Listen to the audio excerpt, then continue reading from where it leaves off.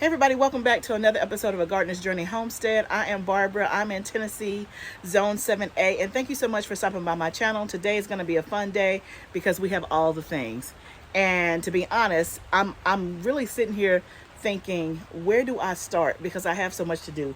As a gardener, do you feel that way? And I feel like this feeling is a little bit early, meaning it is just now the end of May. And I don't feel like I should be at the point where I'm like, oh my goodness, I have so much to do. Where do I start? I feel like that should be like July-ish, right? I don't know. What do you think? Anyway, that's what it is today. I have tons of stuff to do, and I'm sitting here scratching my head like, okay, where do I start? I have about an hour and a half before it gets dark. So I think what I'm going to start with is watering, because I know that needs to be done. And then I've already mixed my fertilizer to fertilize. So I've gotten that part done. So I've done something. But I'm still sitting here thinking, okay, what do I want to do? And I think what I'm going to do, and what we're going to talk about on this video today, is pruning and trellising, because that is what's staring right in front of me. So I'm going to take you along on the journey with me. But first, let us water and get everything done there. And then we'll prune and trellis.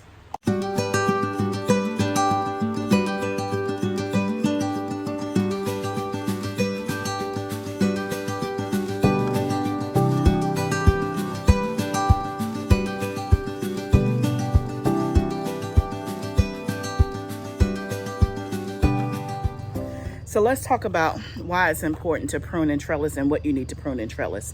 And I'm going to show you a new method I'm trying this year. Y'all know I always say it's a journey, and it is, because the more you learn, the more you grow. Or the more you grow, the more you learn, whichever one, you know what I'm saying. You get to try new things, and you learn more, and you do different things each year, each season.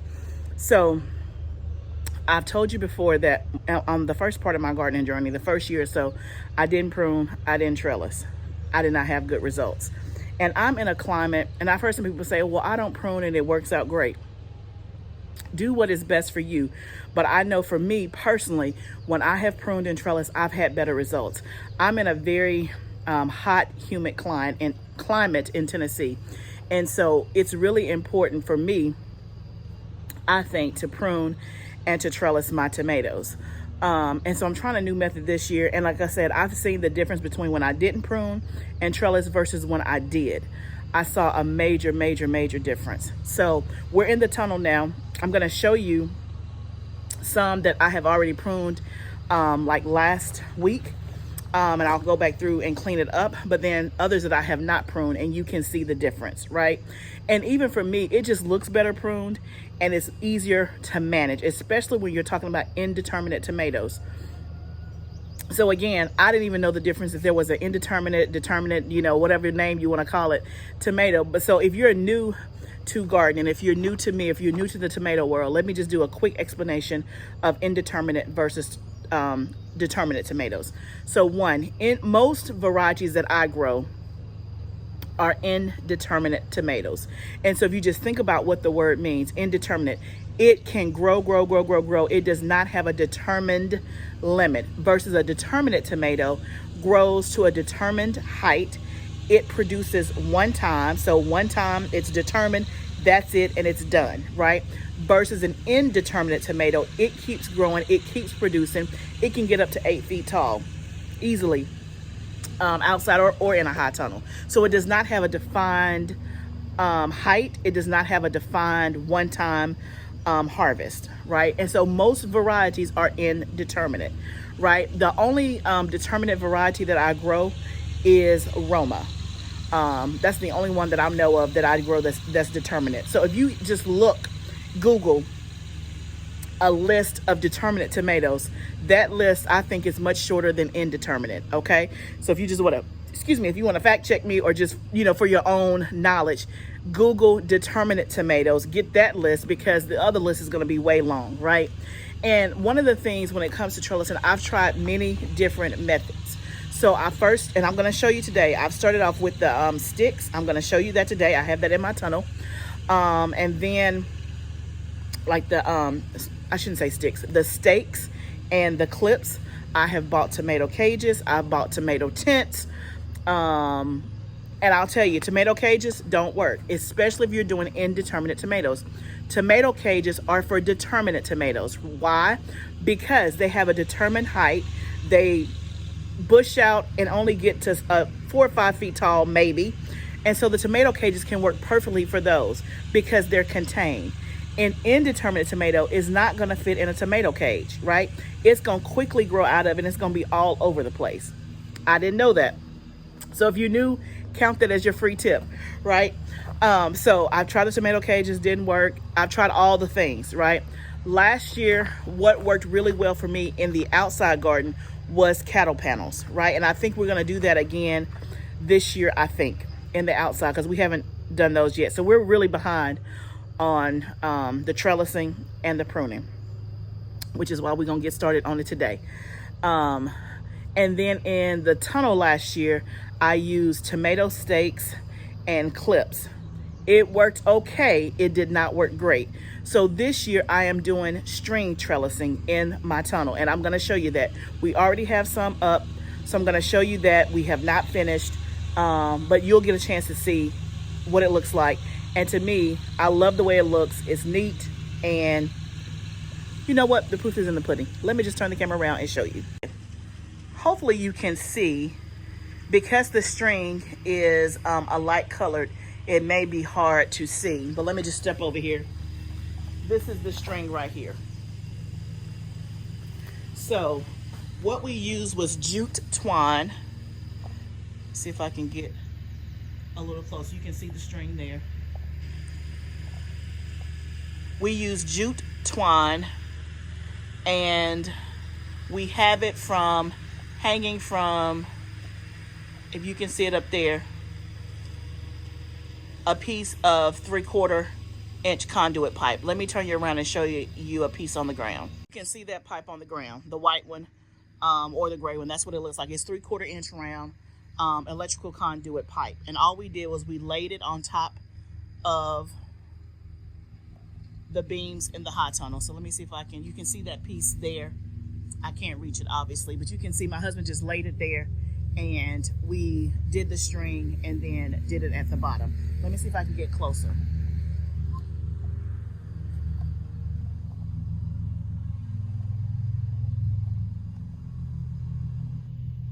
So you can see the string coming down. You can also see, let's see, the string tied up there.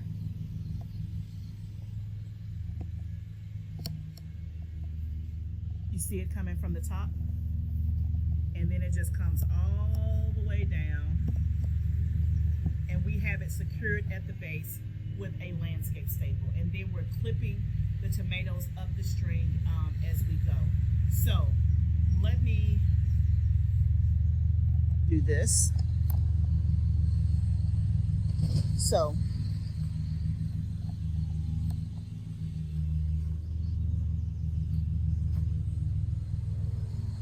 hopefully you can see this tomato here. You can see that for the most part, the bottom leaves are pruned where I clipped them.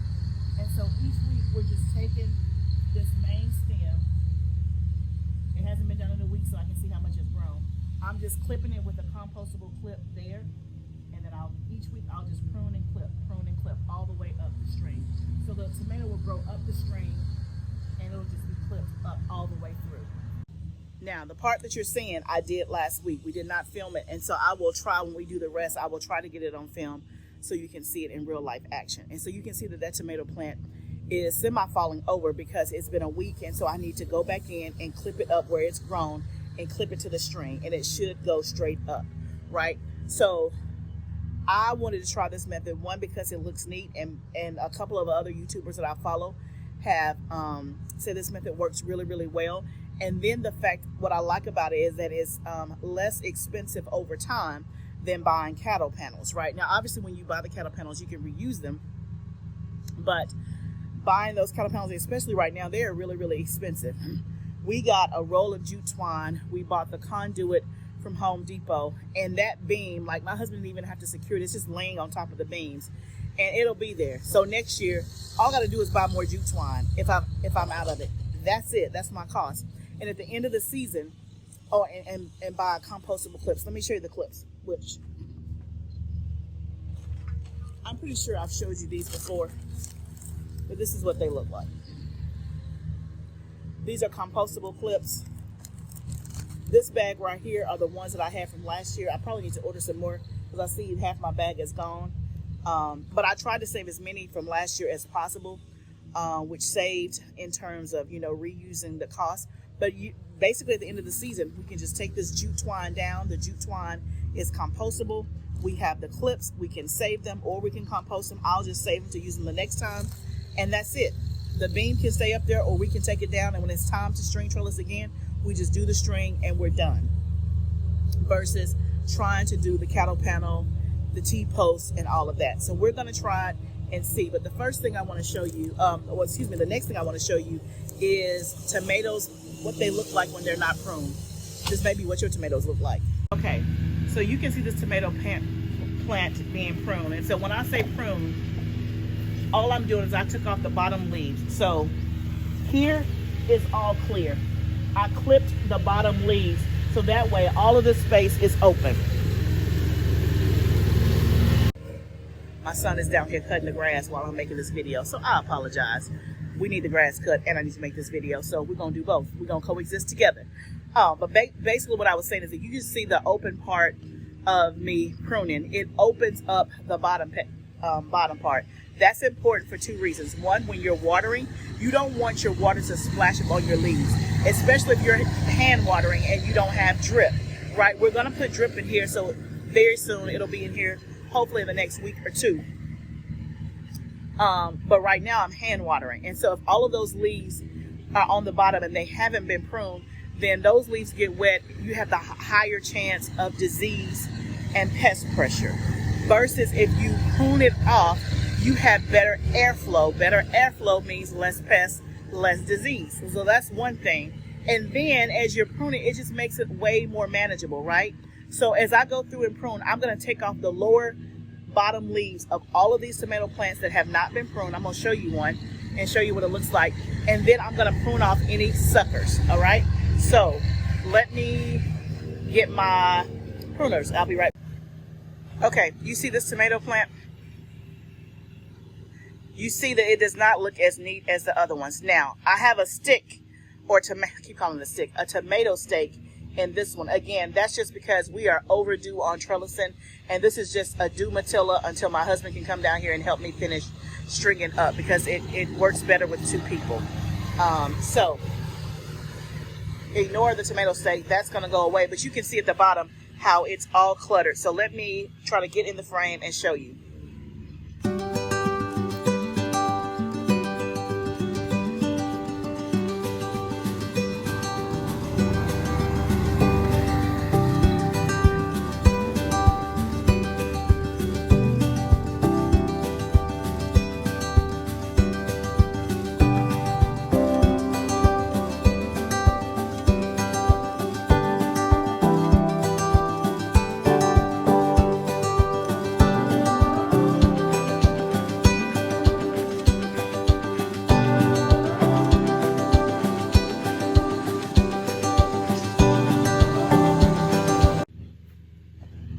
Now I'm going to clip the sucker. So the sucker, if you trace your main stem all the way from the bottom, this is the main stem. In the V of the plant, you can see the sucker trying to grow. So I'm just going to snip that off, and I'm going to do that all the way down. And you can see that I've cleaned up the plant, and now there's nothing at the bottom. Let me show you.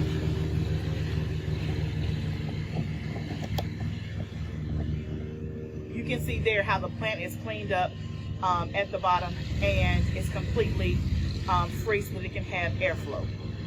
You can see what it looks like again with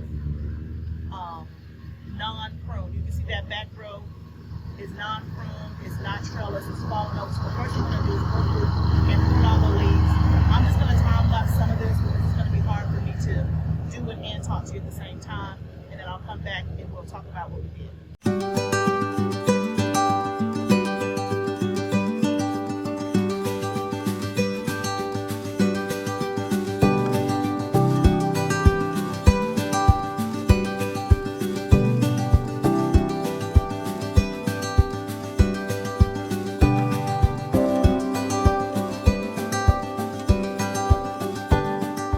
Okay guys, I finished that row. Do you see how much cleaner that is?